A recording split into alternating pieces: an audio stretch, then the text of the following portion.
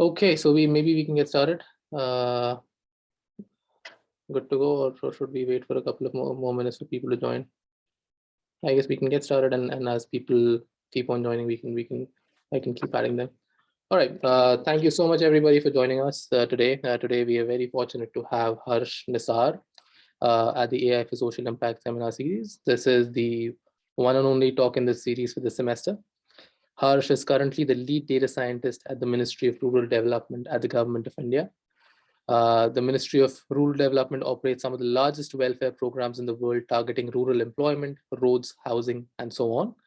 And at this ministry, Harsh leads the Data and Insights Unit, which is an interdisciplinary team of HCI, policy, and data professionals who try to use data and algorithms to meaningfully improve service delivery for 800 million rural citizens in India. This includes using satellite imagery to find unmapped settlements, uncovering biases in resource allocation policies, and developing algorithmic decision support systems to reduce administrative burdens, amongst others. Harsh also serves as an advisor to India's apex body for national highways, where he's working on improving emergency incident response times. On behalf of everybody at CSRAI and Penn State, thank you so much, Harsh, once again for joining and sharing your work with us. And we're very excited to hear what you have to share with us.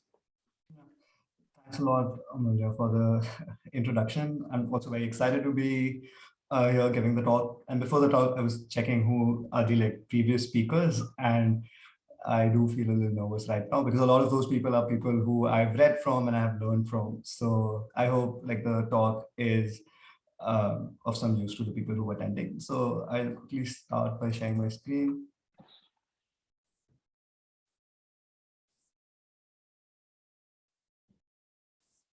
Right. Is my presentation visible? Yeah, it is. Right. Right. So the talk in general, which I'll try to cover, is, as per the title, it's about one of the data science projects which we've done at the Ministry of Rural Development. And this particular project went across 3 years.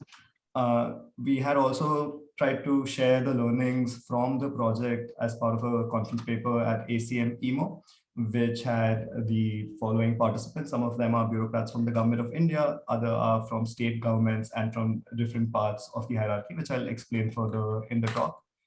Largely what I hope to cover in the presentation is to give an insight into how do the organizational and institutional realities of government, such as legacy IT systems, the embedded work culture, bureaucratic norms, and resource constraints, which is sort of the general theme across the problem statement today. How do these particular characteristics implicitly or explicitly end up shaping the data science project across the pipeline from the deliberation, design, deployment? So we'll try to take a particular project and see how different parts or different peculiarities about government end up impacting how we sort of deliver the project. So the site here is the Ministry of Rural Development, which is part of the federal government in India. The time period is approximately 3 years when I was part of that particular department. Since then, I've moved on. The authors who've discussed sort of the findings, which I'll talk about, are from different levels of hierarchy. So from the federal part, from the state government, some of the technical teams also involved.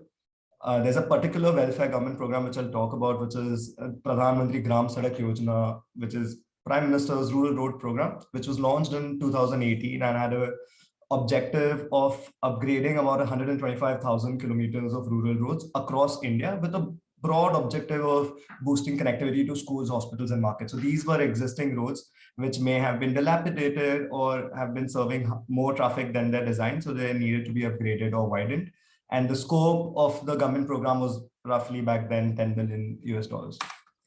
So why is this a hard problem? So in India, we have about 40 lakh kilometers of rural roads, which were existing at the time when we were trying to decide what to do. And we had a budget, even though the budget was $10 billion US, it would cover 125,000 kilometers, which was roughly 2-3% of the overall pool of roads from which we could select to.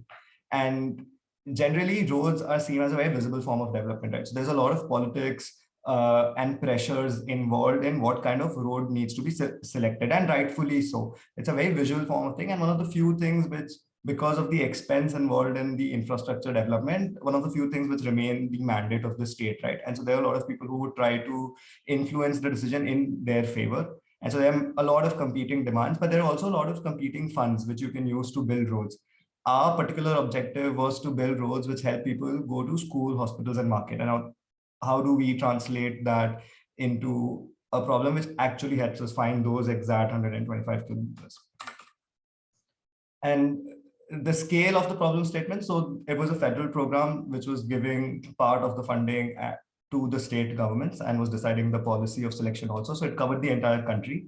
And there were different levels of bureaucracy involved. So the agency where I was part of, which was the federal government, where we were involved in the policy design, maintaining the IT systems, the algorithms, etc. And we would have pressures from the centers, from the central government. Then there's the state agency. So each of the states would have their own agencies which would be implementing the program, and they would have their local state senators, for example, who would be trying to get a say in the decision-making process. And then there were district level engineers. So a particular state would have, depending on the size of the state, say 30 to 72 districts. And then each of the districts would be divided into blocks, which would be the lowest unit for administration for us. So the entire country would be divided into 6,000 roughly blocks. And so these are the levels in which we'll be having the discussion today. So before we move to what is the selection process which we had to solve, I'll start with the baseline of a previous program, which sort of had the similar objective, but for a much lesser budget and target, right? So one of the things which you'd have to do is, if you are part of the block, which is the lowest unit, and you have to decide which road will be built in that particular block as part of this program, you would want to first do an inventory of all the roads, right? So let's say this is a small block which has 5 villages, A, B, C, D, and E. So I would try to do an inventory. I would list down all the villages, their population. I would list down all the roads, R1, R2, R4, R5. I would try to also list down all the points of interest. It's like the schools, the hospitals, etc. And so the first stage is purely inventory. And let's assume for this example that this particular block has been given a target of selecting one road. So I have to select one road. The second stage in the baseline policy was to identify candidates. So I have to now decide at the local level, which roads will I submit as part of the competition, right? And administratively, roads have a start and an end, but for people who are using the roads, generally those boundaries are not so fixed, right? You'd keep moving across roads. A road user is not going to know administratively who is in charge of the road, right? So you can, in the second stage, decide routes. So let's say I decide R1, I decide R3 from C to D, I decide R2. I think these 3 roads, as per me, at the block level, are important for the objective of the scheme, let's say schools, hospitals, and markets. So I select these through, I put them in a competition. And the previous policy had a formula which was called utility value, which basically gave a score to every village based on the population of the village and the facilities in the village. And for every road, you would list down the villages which were directly on that road, and you would add up the score and you would divide it by the length of the road. And that was sort of the utility value of the particular road. So you would calculate the utility value of all the candidates, say R1, R3, R2, and the one which had the highest utility and was in a bad condition would be the one which would be selected. So this was this is like in brief, like the way in which you would select roads at the block level in a baseline in the previous program. And obviously there are a lot of flaws to this, but there's also a reason why it was done in a way. So I'll try to cover that. So one of the larger flaws is that at the block level, the person who's deciding the candidate sort of can script the entire competition process, right? Because the formula is sort of easy to manually calculate, and also by design, right? Because you want transparency, etc. at the level at which this operates.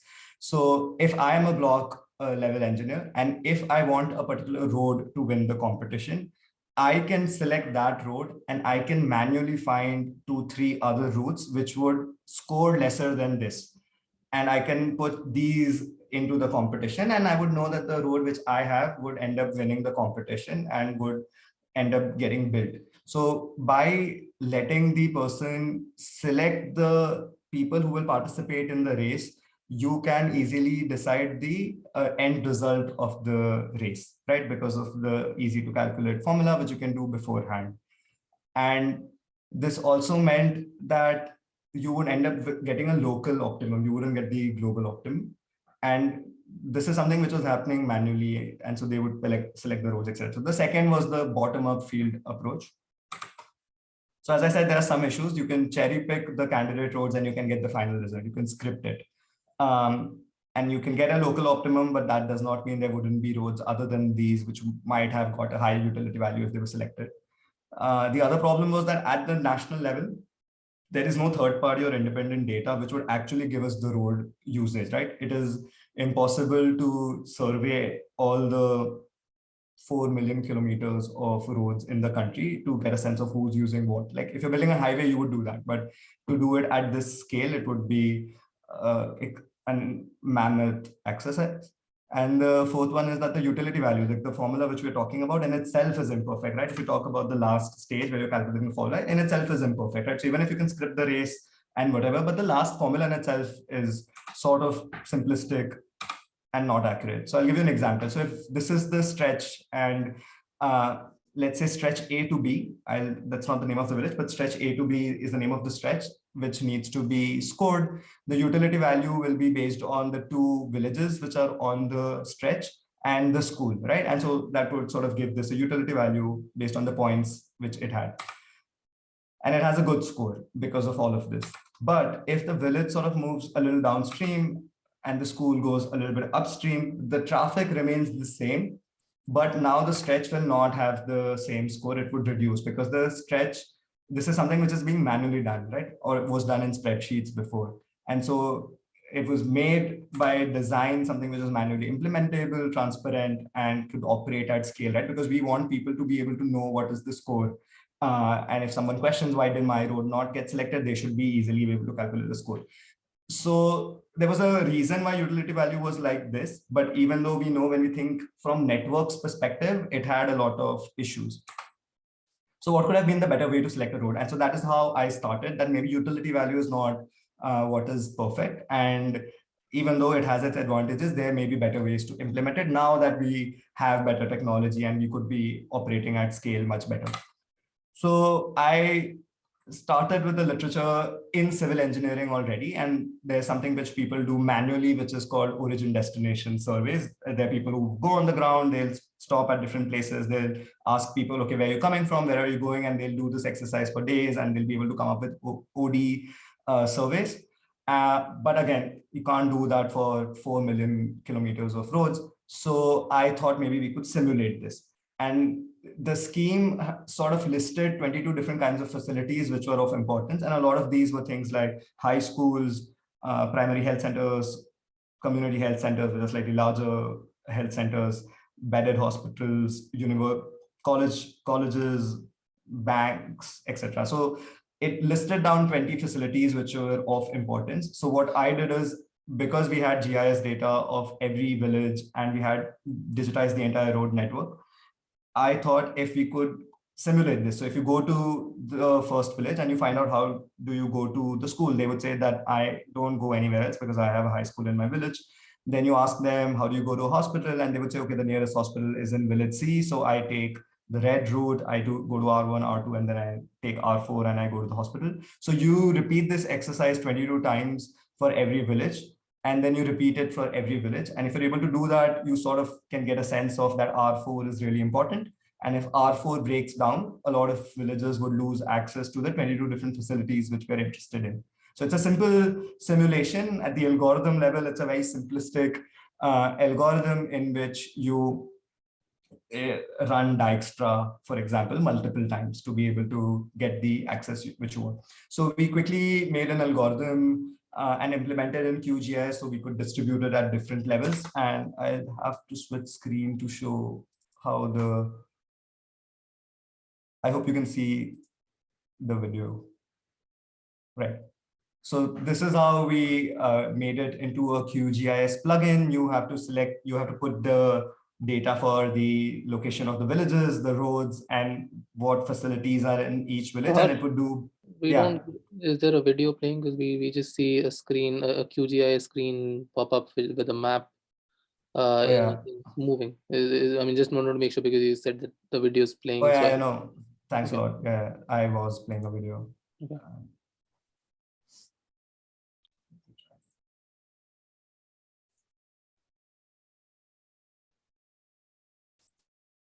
You see a video now? Yes, we see the video. Thank you. Right. So it was a QGIS plugin, and you select the habitations, roads, and you put that into the software. You run our plugin, and it'll basically do what I was saying right now. It'll go to every village, find out which is the nearest school, hospital, and market. It'll draw the route. It'll say for each road who's using it, etc. And we had put some weightages based on the policy. And it would create something which is looking like this: a map in which is sort of like Google Maps, but like the opposite of it. Like the roads which are more in use would come in green and thicker, and the roads which are less in use as per the algorithm would come in red. So that was the idea of the algorithm. Let me go back to the presentation. Right. And so it was a simple algorithm. It operated at the block level, and it created a physical map like this. And there are reasons why we decided for it to be a physical map and all, which I'll cover in the coming slides, but roughly this was the idea. And for every road in the map, we would come up with a rank. Trace map rank is what we called it. And you'll get a rank like this. Now, my first instinct when as the data scientist in the team, I said, okay, this I think is a better way to select roads than the utility value algorithm, and maybe we should go ahead with this. But there are constraints. One, you cannot disturb the system too much. It's always easier to repeat what has happened before instead of sort of changing it again. And there's a reason why it happens. And I would say there are more merits to it than demerits. So the wiggle room to experiment is less and ephemeral, right? So if I was given, say, 6 months to do this, and in that I have to prove this technology works, etc., get acceptance, etc. So the wiggle room to experiment is sort of very ephemeral. It comes and goes. But I think I don't think that the algorithmic solution was also perfect in a sense that, one, it lacks transparency, right? How the trace rank operates, because if someone at the local level would look at a map and say, how did the rank come? I don't think anyone will be able to back calculate manually, right? Because if you think about the calculation for any edge which is being given a rank, there are multiple villages which might be using it. And I don't think it's manually possible for you to now say, okay, because of this village, at the local level where the technical literacy is not that high, is to able to back calculate. So it reduces the transparency out of the system, which I think utility value was able to do in its own simplicity. And the last part is that to run trace map, you would have to have every village, every road, every facility mapped on GIS, right? You need to have the data for the entire network. So obviously there were a lot of constraints, and I don't think even without the constraints, like the solution was perfect and set. So we decided, fine, can't change utility value. Trace map does seem to have some intelligence in it. How can we go back to the problem statement, which was how do we end up really making the competition fair, right? If you think about the problem statement originally, one of the larger parts was that the second stage, the competition is scripted. So how can we make sure that it is more fair without really changing the system entirely? And so we thought we'll do this. And this is sort of like, this comes out like a slide, but it went through a lot of to and fro and negotiation, etc. Okay, how do we really do this? So what we eventually decided is, fine, we keep the process same, but we also say that you can choose any road you want to include in the competition, but you also have to include some of the roads which have been ranked highly by the trace map, right? So if you remember, the trace map is ranking the roads also. So we said, yeah, sure, you can make any combination of roads you want. You take a road which is going to your own home, your farmhouse, whatever. You can do anything which you want. But the top 15 roads as per the trace map also have to be part of some of the other routes which you make. So the top 15 have to be also part in some combination, and everything else remains the same.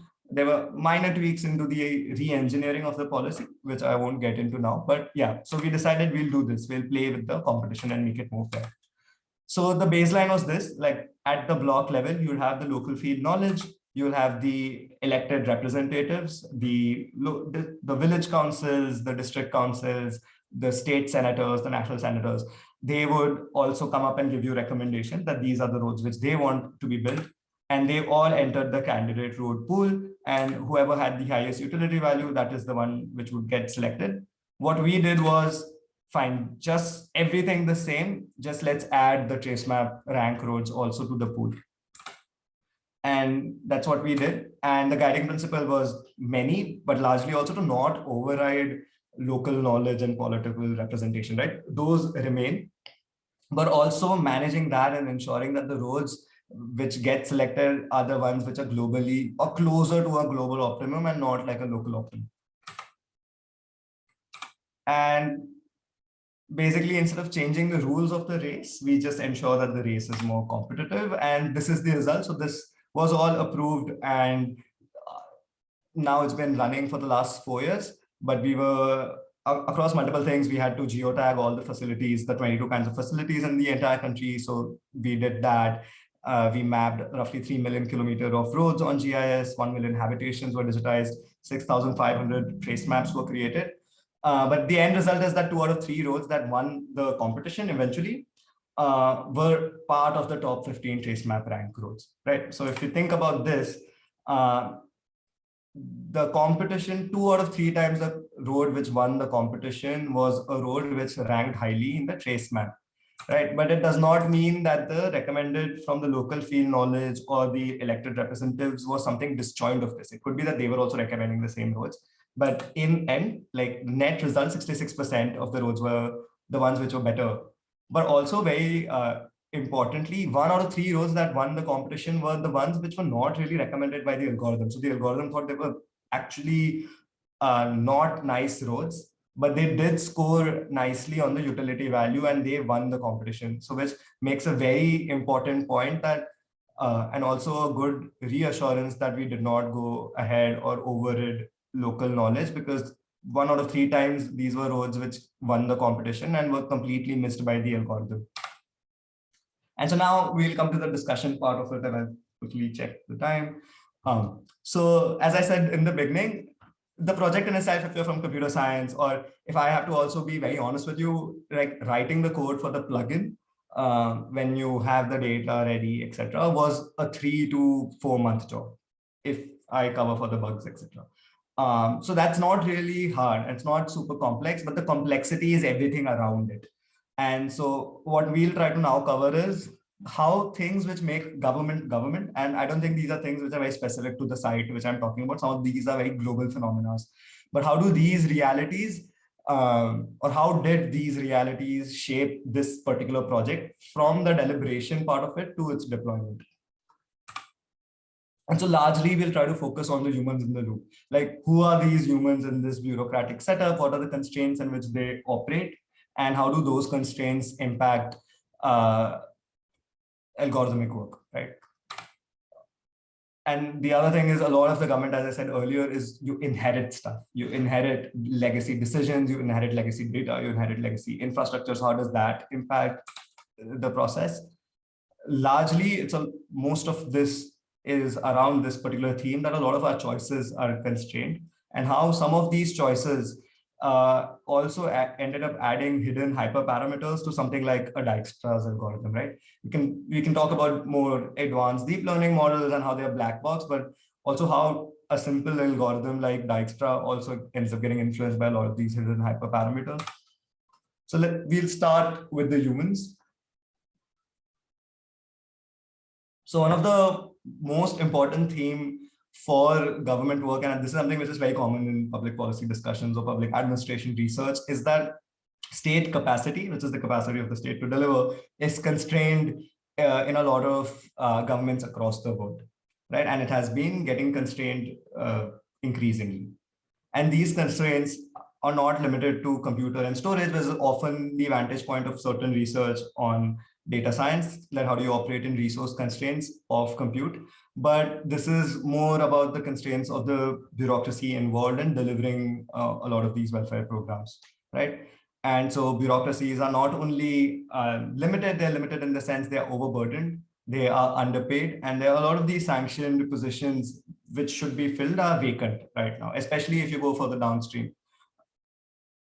And so the humans which interface with this final algorithm, if you think about this map, like the interface of the map is with the block engineer, right? But there are also a lot of people in the hierarchy of things which get impacted because of this algorithm. So it's not just the human at the frontline level. And different levels of bureaucracy are not equally impacted by this intervention. But largely, the focus is this, like the broad point is this, that people in the government are extremely busy. And how does that end up impacting most of the work which we talk about? And so one of the things which we introduce in the paper is this topic called counterproductive computing. And while we were writing about it, we also have been actively facing it at all times. So in the last slide, I was talking about how people are busy. There's been public administration research which says that because bureaucracy is busy, they're forced to multitask. And there's a lot of lack of focus, which leads to their core duties being impacted. Now, this is something which is already established in the domain of public administration policy, right?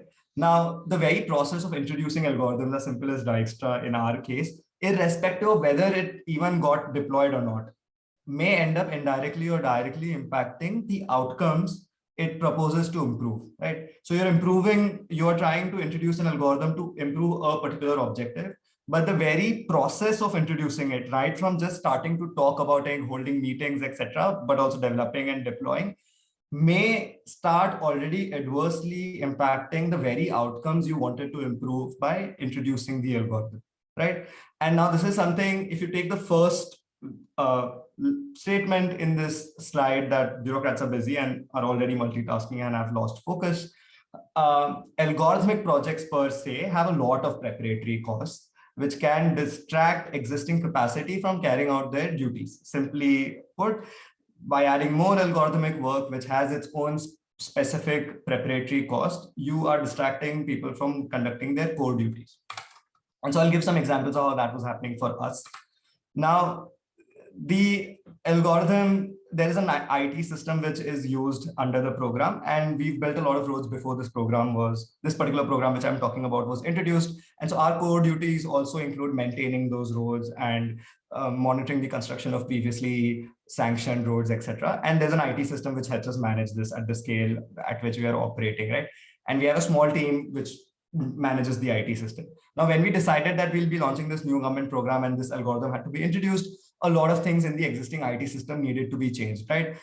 From the digitization of things, uploading things on the system, downloading the inputs for the plugin, a lot of these reports, etc. So for a roughly 6-month period, the IT team was only focusing on these new modules, which are more complex than anything which happened previously because of the nature of the project and the re-engineering which we were doing just to introduce the algorithm, right? And so for those 6 months, the IT team was not really focusing on any of the existing modules, right? So let's say if I'm a road contractor and my payment has been stuck, which is processed through the IT system, but there's a bug, right? And I've put a ticket, but the people who are managing the IT software are extremely busy with other stuff. So they have not really prioritized my ticket, right? And so during those 6 months, I think a lot of modules were not getting attention and they were impacting a lot of core duties on the ground because everyone was focusing on this algorithm. The other thing, now that the first example is at the federal level, who's like people getting impacted. The other is that at the frontline level, as I said, to run the algorithm, you need a lot of data, right? I would need structured data, GIS data for all the roads, all the facilities,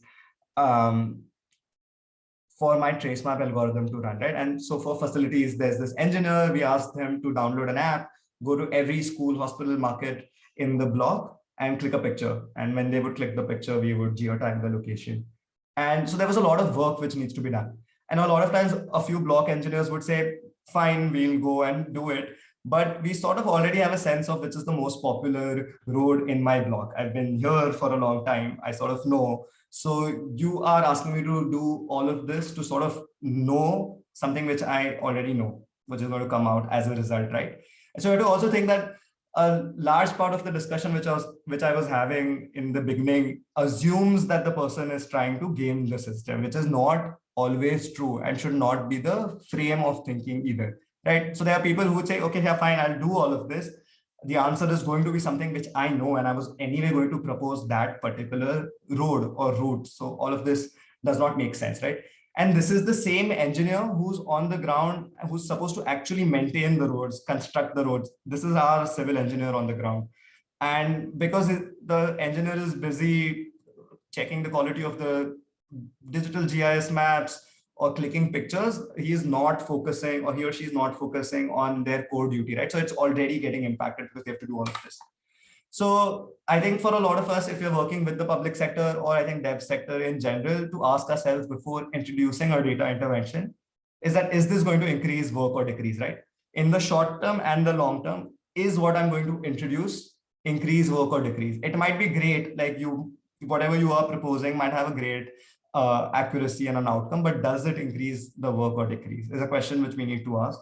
The second, you have to disaggregate the increase in burden by different levels of hierarchy. There's a good chance that you might be only interfacing with the elite part of the hierarchy, which might be at the federal level or the state level. But when we are asking ourselves this question, we should really disaggregate it by the levels of hierarchy, like whether the burden is increasing. Somewhere you might be there's a good likelihood that you might be solving problems for the elite part of the bureaucracy who you are interfacing with, but you might be actually increasing the burden at the front line, which happens a lot. And it's a very common phenomena in which the front line ends up doing more and more work because of decisions made at the top.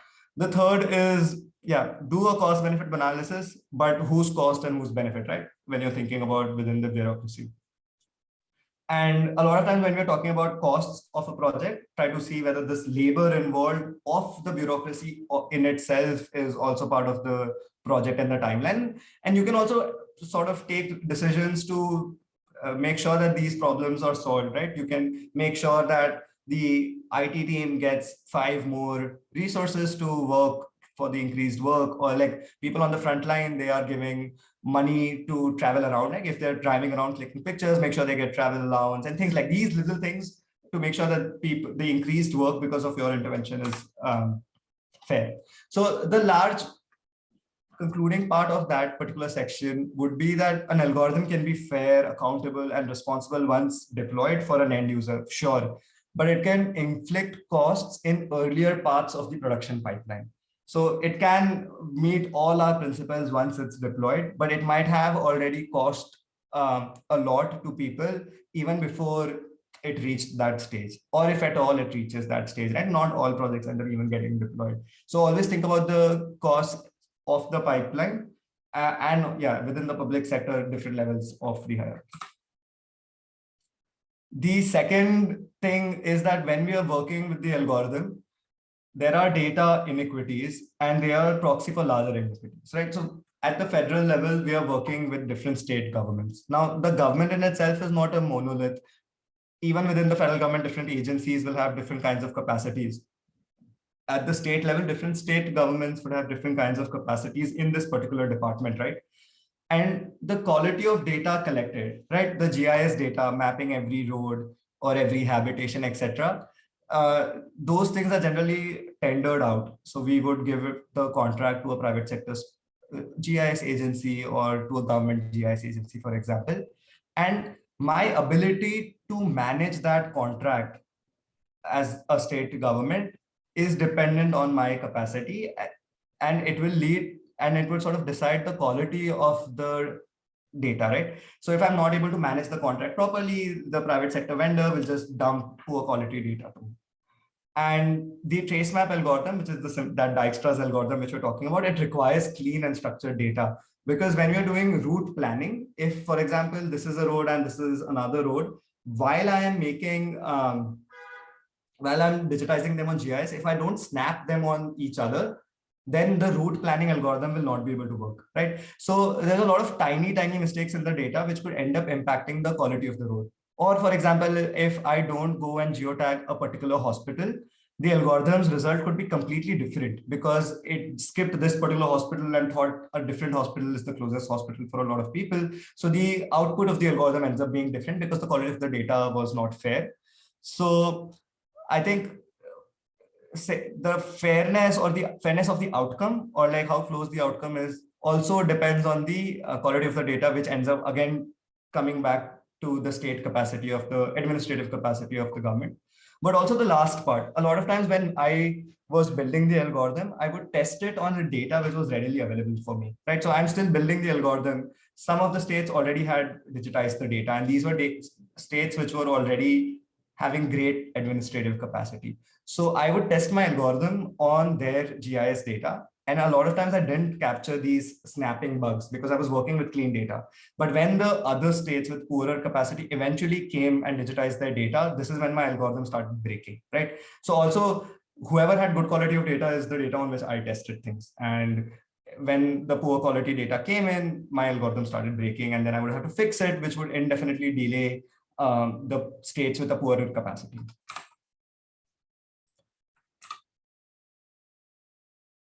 I think one more point from the last slide is that the states which had poor administrative capacity probably also were poorer in terms of budget, etc. So states which may have a large section of poor population might have poor administrative capacity, end up having poorer data, end up getting the roads much later because they took a lot of time to run the algorithm, right? So the people who probably needed the road most ended up getting the roads much later because they had to spend more time than others in making sure that data was of a good quality.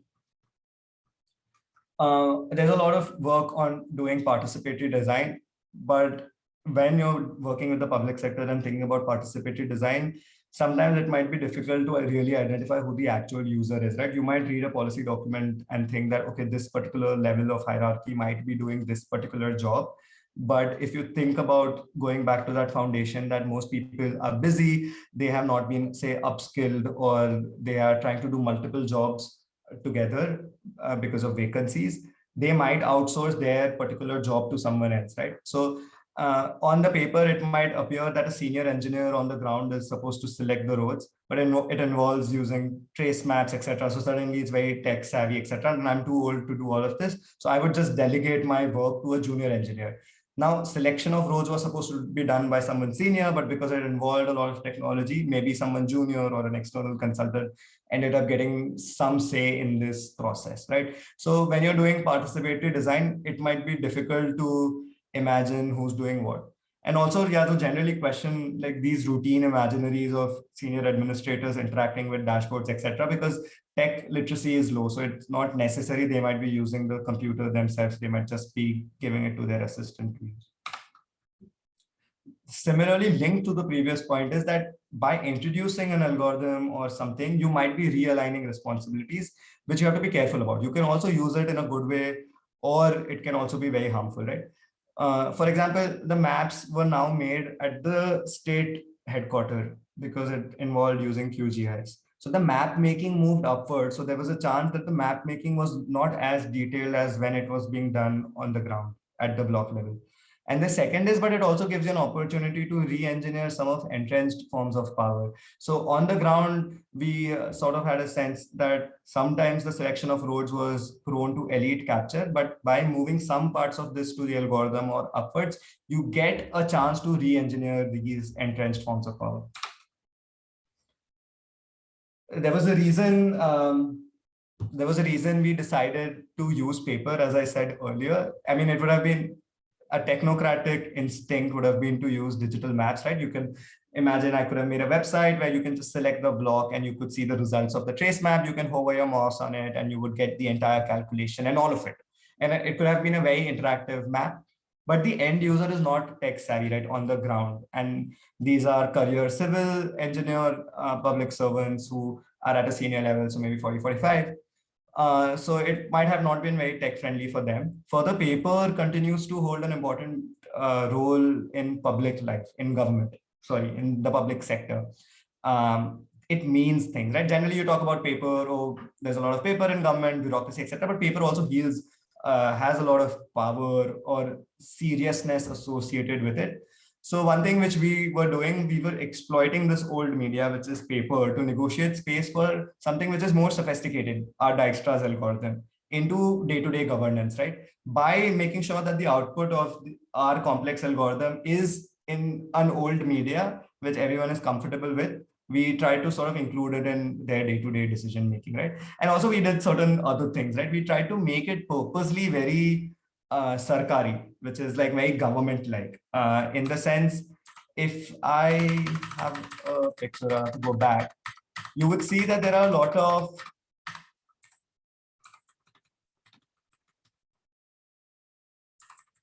I'm trying to find the map, sorry. Yeah, if you look at the map, you'd see there are a lot of these very unnecessary things, you would say. Like the map is being generated out of QGIS plugins, but if you see like at the bottom, there's a place for you to do a signature. Like there's no point, why should you do a signature on a map? And if you see at the top right, you have the logo. And then there's a lot of these things which we try to make the map more efficient, right? If someone's signing the map, suddenly they think, oh, I have to also take the map more seriously, right? So these were little things which we did at the design level to make sure that it was part of their day-to-day and not something which they thought was separate or something IT related, which has nothing to do with their work. Another very common characteristic of the public sector is that you would be inheriting a lot of legacy data and decisions, right? Because governments have been operating for a long time and you'd be working in a department, people move on, change, but things, a lot of legacy is passed on. So I'll take one example. So the original program, the program which we were talking about is PMGSY 3, like the third phase of the program. But the first phase of the program was launched in 2000. And at that time, the objective was very simple. We just had to connect every village which didn't have an all-weather road, every habitation. So they listed down all the habitation in early 2000, and they didn't include any urban towns because that was not the objective. Now, in 2018, when we were using, we were planning for our program, we were interested in finding roads where a lot of people depend on. So it's not the primary road, which is the first road a village would have. These are roads which are in the middle, where multiple villages are roads which are taking catchment for multiple villages. And so here we would have been happy to have the urban towns, right? Because that's where maybe our hospital is. And if I don't have an urban town map, I cannot do my origin destination to the town. But because we were using the data which was mapped earlier as a base in our algorithm in the mobile app, which was having all the drop downs, we ended up not having urban towns in the first phase when we did this. And so our maps were being generated, and in certain areas like the block headquarters, which is the main area of a particular block, had been urbanized. It had been classified as a town.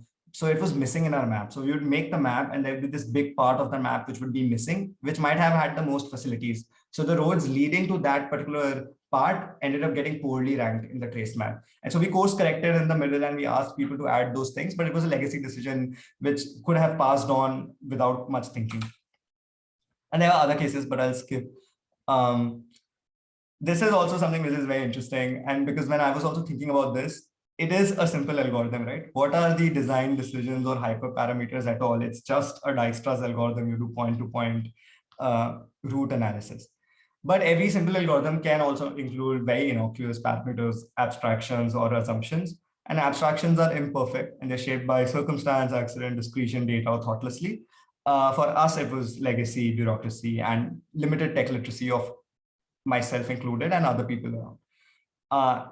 Interestingly, the places which I'll talk about next, the places where this algorithm, this Dijkstra's algorithm fails, are interestingly also the places which are underserved by the government. So the places where this Dijkstra's algorithm is going to fail are already underserved by the government. And so I'll stop for a moment, but I would ask you to just think how could a Dijkstra's algorithm really be biased, right? Now we're now in the traditional part of it. Now this algorithm is having an output, and that output we are trying to question whether the output is biased or not.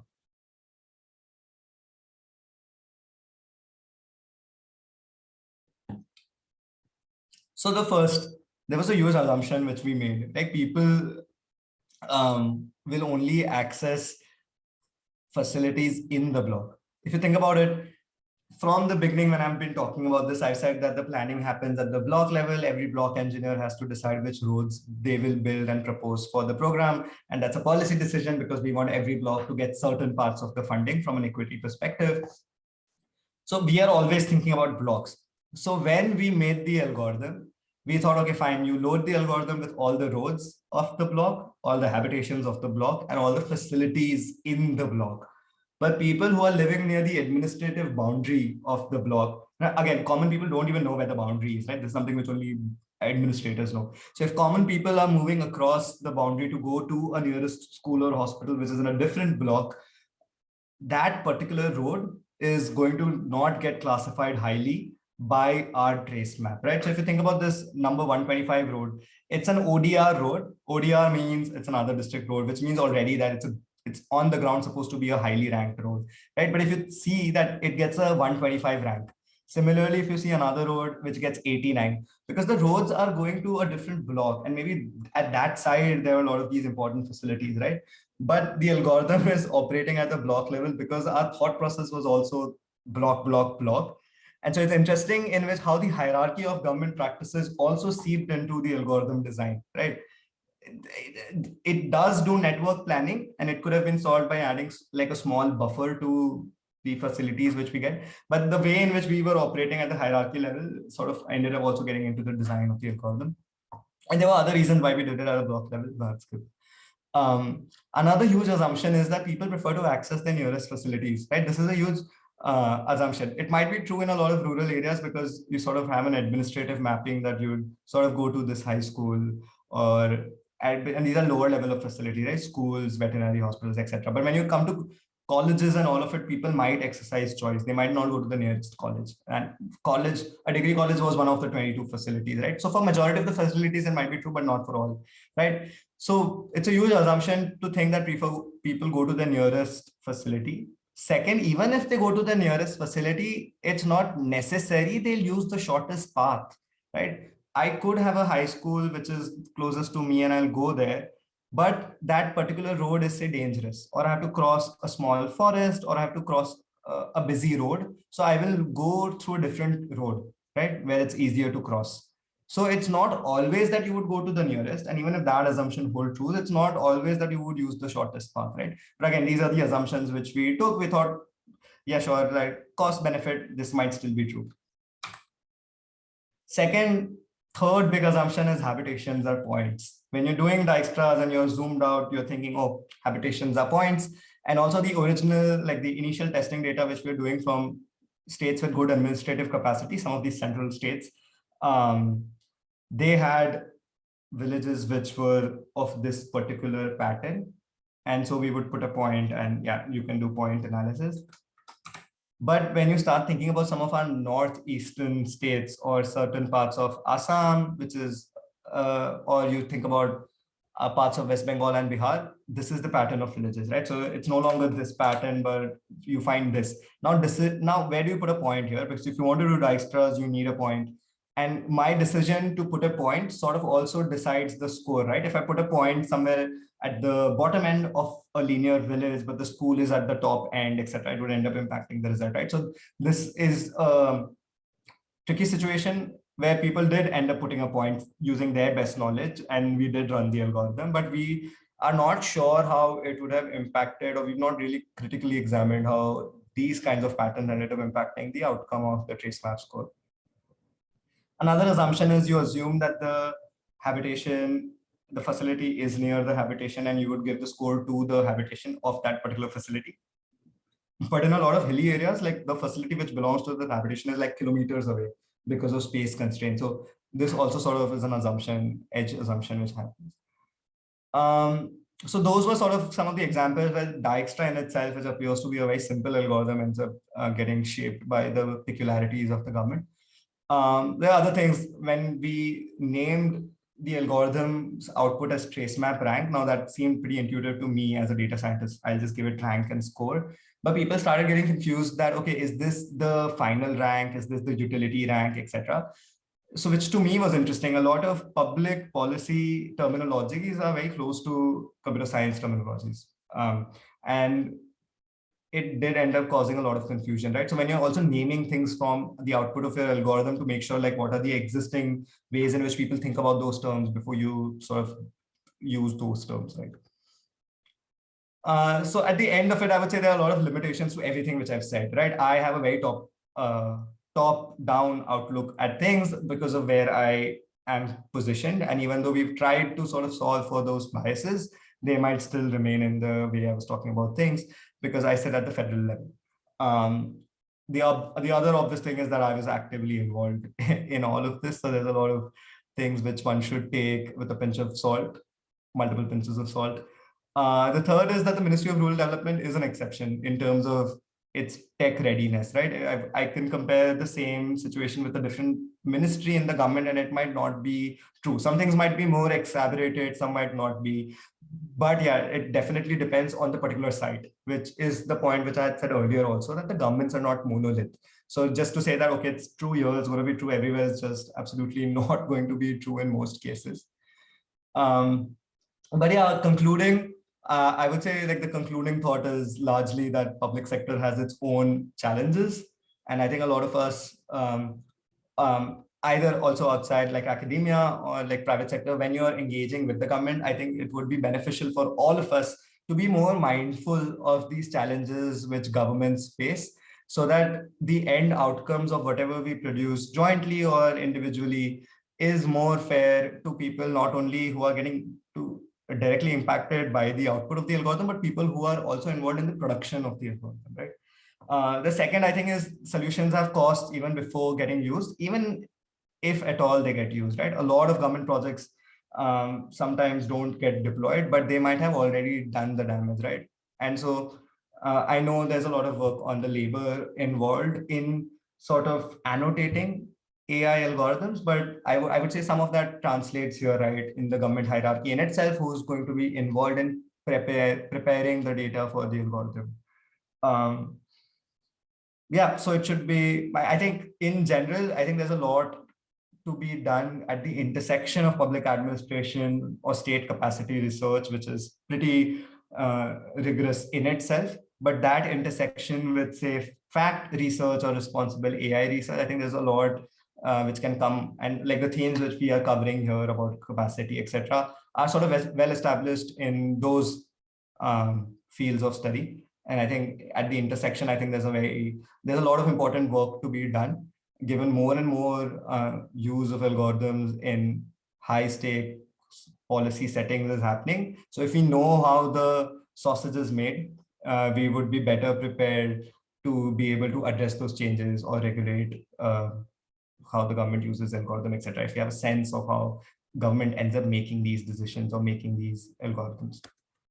Right, so I'll close with a small acknowledgement, and we can talk about state capacity and frontline engineers, but I would like to thank like a lot of field engineers who would have worked tirelessly for months to survey habitations and facilities to make this intervention possible. A lot of them might not agree to the lofty objectives of the algorithm, etc., and knew the answers before it came, but they still carried the work and helped us. A lot of state officers who accommodated the use of QGIS when they might probably have used Excel the most. And obviously I would want to thank QGIS, which is a great open source software, which also sort of helped us do all of this at the speed at which we were doing, almost at no cost, financial cost, a lot of other costs. So yeah, I think we have 5 minutes. Yeah, I think we have 5 minutes for questions, but I'm happy to take questions. Otherwise, I've put my email here. And there are other ways to reach Twitter, etc., and I'll be happy to have a conversation. Great, thank you, Harsh. Thank you for that wonderful presentation. We do have time some questions. If anybody has anyone.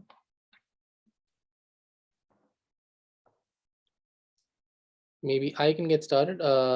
So one question that I had, Harsh, was, I mean, if you know with respect to the algorithm, the trace map algorithm, since you know how it is going to be used, since you know that eventually it's going to enter a competition in which utility values are going to be computed, can you not, is it not possible to create a system which ends up finding the roads which do have the highest utility, if indeed that is the case, that is the desired objective, to find roads with high utilities?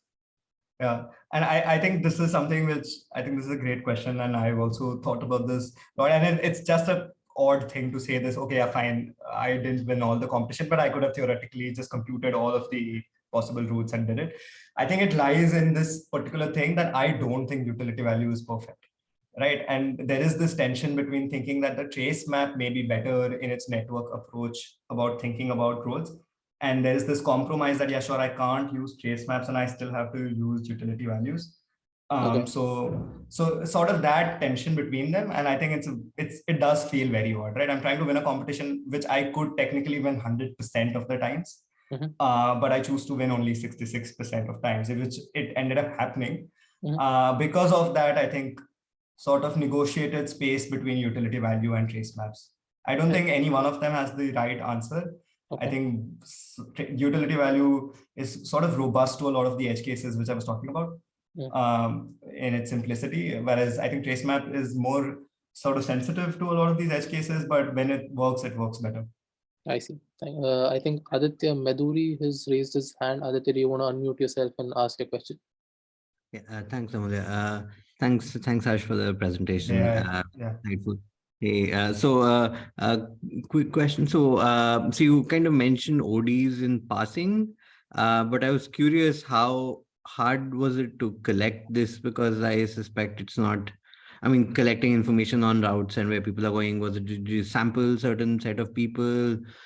How exhaustive was that? What that process, given what the state capacity is? I mean, it's bad enough to do it ODs in urban areas. So I'm curious how that was managed.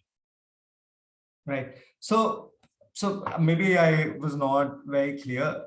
The algorithm sort of simulated an OD. No one had to do an OD per se. People do ODs generally in civil engineering. It's an established practice in which people do ODs, right? You would, yeah, I see. someone is sitting on the road, like standing at the road, stopping people, asking them.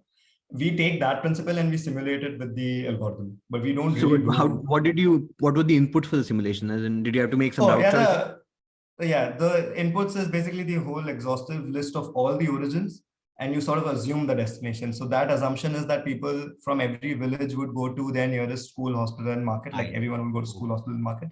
So from every village, you would draw the shortest route to the nearest school, hospital, and market. 22 different kinds of facilities, and so 100 villages, 22, 100 routes, and then you break it down into edges, and you sort of calculate on each edge how many people are dependent on. And so that becomes the weight of that and particular that's edge. where the edge cases came in because of the network. I mean, you're considering only at the block level and stuff like that. They Correct. were Correct. Yeah. okay. Some of the edge Thank you for cases. that. Yeah. And I think Cindy has left a elaborate comment. I think she had to leave, but she's really enjoyed the talk. So you can read it later. I do have one more question about the point about counterproductive computing that you raised. It's a very fascinating, viewpoint, and so. However, I mean, the question that I have is this. I mean, so whenever any sort of developmental work happens, and I've never been in the development sector, so I may be completely off here, but the example that came to my mind is, let's say, when metros are built in India, uh, people who travel on roads are inconvenienced for the time, for the duration of time that metros are built, in the interest of and the idea is that in the long run everybody will benefit from this short term inconvenience. So I mean, so I do agree with you that, being aware of the fact that, there is a lot of preparatory cost that will go into the deployment of any technological intervention that you would do. So being aware is one thing, but I was curious whether you've had or encountered any situations where, as a result of estimating how much preparatory costs would go into a particular project in order to develop a particular project, you've decided not to do that project altogether. So before actually getting into doing the project, you've made an estimate of how much, how much counterproductive efforts would this lead to, and therefore, it's probably the benefits are not worth the costs, and therefore let's not engage in it. Yeah. I think there are, I think when it comes to AI ML related algorithms, I think many times, but I would argue like I don't think we should be treating it as a given that there are going to be costs, because let's say even in metro projects, there will be costs, but again, it remains whose costs and whose advantage, right? It might be that the construction of the metro ends up impacting a lot of people living in certain vicinities, which might be more socially disadvantaged. They might never end up using the metro either. That's true. I think another example where it's much more clear is dam. When dams are built, a lot of tribal villages get submerged, right? And and the electricity generated from the dam or the water generated is downstream, right? The use of it is much more downstream. And I think there have been a lot of these large scale infrastructure projects which have been stopped across the world. I see. But even with the dam thing, yeah, with the preparatory course, there is a lot of legislation that you have to sort of rehabilitate them in a nice way, but it's imperfect, doesn't happen properly. But there is, right? So that's what I'm saying, that in other parts of dev sector or policy work, this has been established of thinking about preparatory course. I think there are many algorithm projects, at least which we sort of junk, but I can't think of at the top of my head. But like many root ideas which we think are outlandish, it's not going to help, but we're going to have to do a lot of work. So we sort of just not end up even pitching those ideas to administrators. I see. Very good. Does anybody have any final questions before we let Harsh go? Anyone? I had a quick one, if you don't mind. Yeah, sure. So hi Harsh, good talk. Yeah. Very informative. How do you accommodate for geographic constraints within this algorithm? Like for example, there are mountains, there are lakes, and rivers, which obviously you cannot build a road through. And of course, I mean there might be a cost involved to do so, like building a tunnel or a bridge or something like that. So do you accommodate that in your algorithm? I think very specifically because this is to upgrade existing roads, and because I'm not trying to identify new alignments, right? So it is a scheme in which we are trying to upgrade existing roads or maintain them or widen them. And so these would be roads which are already built. So if I was trying to, for example, what you were saying, right, I would have been very much into the fact that if I was trying to identify new alignments, if I say I have to reduce the time between a particular town and another particular town, then it could have multiple alignments, ones which I can plan, and some would go through difficult terrain. And I know there are certain algorithms in the civil engineering domain where people try to sort of use all of that while deciding which alignment they should build. But I'm also thinking what the point which you're raising is also true. I think one of the quotes in the paper which I was using is from a different paper where people are saying that in villages, in hilly areas, the pattern of going from one place to another place is very different from, say, in plain areas. So like this shortest path sort of a thing often does not hold true for hilly areas as per that particular paper. And people sort of have more social routes of going from point A to point B. So I think that would be what I would say. I think it does impact. I don't think we fully understand how it impacts, or at least trace map. Thank you. If you don't mind, I'll just add one more thing. How do you kind of validate, I mean, after the utility function is calculated and you kind of decided which road is the best and everything, which road you should focus on, is there a way to validate in terms of economics, like say that, okay, so this road helped these many people in achieving some kind of improvement in their life or something like that? Is there a validation metric to look back and right. say? Yeah. So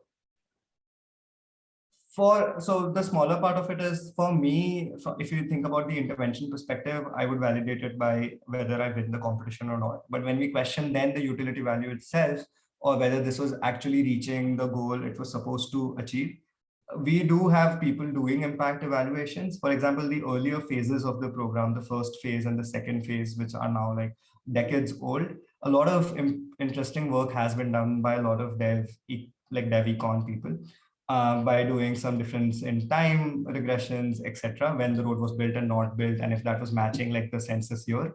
I think a lot of work has been done. If you do just PMGSY impact evaluations, a lot of people have done the work, which we ourselves have not been directly involved, which I think is also nice, because then we get like a lot of third-party feedback. But also, I'm not sure what your background is, but for PMGSY3, this particular program, we have sort of opened the data for all of it, what I was talking about, all the habitations, all the roads which we are building, all the network, etc. So I think this one is much more amenable to a lot of impact evaluations from a lot of dev econ, I think, which we'll see in a few years. I hope we'll see a bunch of these papers coming and evaluating the work which we did. Oh, wonderful. So if there are no other questions, let's thank Harsh for the wonderful talk that he's given. And thank you, Harsh, for being here. Thank you everybody for attending this talk. And yeah, I think this is the third time that I'm listening to your talk, and I've enjoyed it. So yeah, great. Thanks a lot, Amolya, for inviting and giving the chance. Yeah, and thanks to everyone. Have a good night. Bye. Bye, everybody. Thank you.